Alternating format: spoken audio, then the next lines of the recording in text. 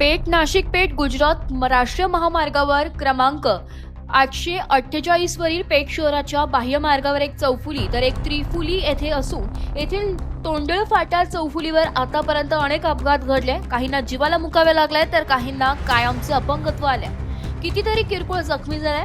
मात्र एवढे घडूनही महामार्ग प्रशासनाचे याकडे कानाडोळा असल्याचं दिसून येत आहे।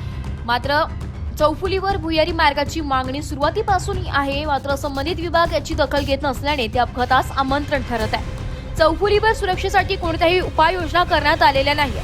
खरे तर चौफुलीवर चारही बाजूला एक विशिष्ट अंतरावर गतिरोधक दिशादर्शक फलके असणे अत्यावश्यक आहे, मात्र सद्यस्थितीत तसे काहीच दिसत नाहीये, परंतु पूर्णपणे जीर्ण होऊन असून नसल्यासारखेच आहे। ना कुठे दिशादर्शक फलक। याच मार्गावर नाशिककडून येताना काकडभर येथील त्रिफुली असलेल्या मार्गावर येथे तर गुजरातकडून येताना उतार आहे, तर पुढे वळण मार्ग असल्याने वाहने सुसाट त्रिफुली पार करताना दिसून येते। तर पेठ शहरातून महामार्गाला जाणाऱ्या शहरात येणाऱ्या वाहनांना या ठिकाणी कसरतच करावी लागते।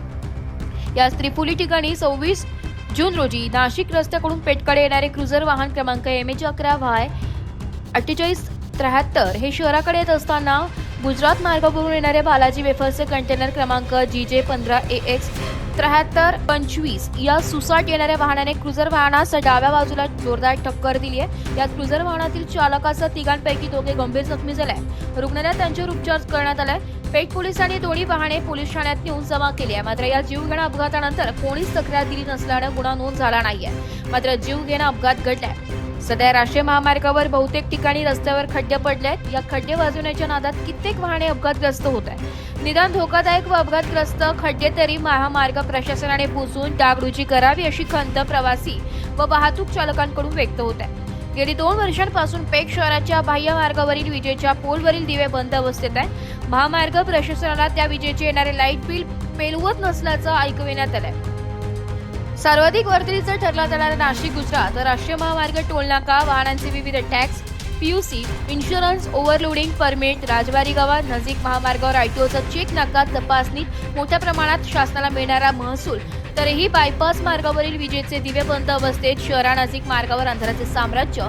यामुळेच येथील रस्त्याच्या दुभाजकांचा अंदाज न नसल्याने मोठमोठी अवजड वाहने आदळून वारंवार अपघात घडत असतात। या अपघातांना राष्ट्रीय महामार्ग प्राधिकरणात जबाबदार असून या बाबींवर तात्काळ उपाययोजना आखून वाहन चालक, मालक व प्रवाशांच्या जीवाशी होणारी खेळ थांबवून रस्ता सुरक्षेचे धडे शिकवणाऱ्या प्रशासनानेही गिरवण्याची वेळ आली आहे। एस मराठी न्यूजसाठी तालुका प्रतिनिधी प्रकाश पगारे, पेठ।